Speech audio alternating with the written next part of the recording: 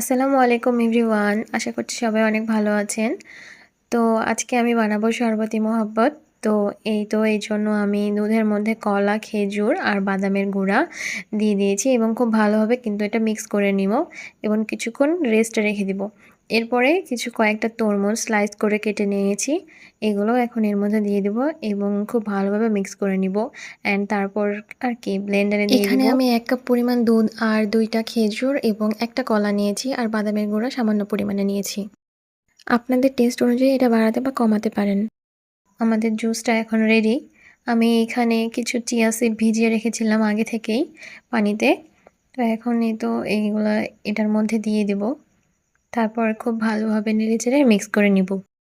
এটা কিন্তু ফুল healthy drink একটা, যেটা ইফতারের পর খেলে আপনাদের শরীরে ইনস্ট্যান্ট এনার্জি দিবে এবং সারাদিনের যে একটা ক্লান্তি থাকে রোজা রেখে, সেই ক্লান্তিটা দূর করে দিবে। And homemade is always best, এটা আমরা সবাই জানি। তো আপনারাও সবাই এটা একবার হলেও ট্রাই করবেন। আশা করছি খুবই ভালো লাগবে।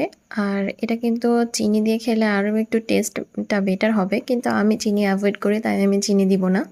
তো এই তো রেডি শরবতে মোহাম্মদ। আপনারাও ট্রাই করবেন, ইনশাআল্লাহ ভালো লাগবে। সবাই ভালো থাকবেন। আল্লাহ হাফেজ।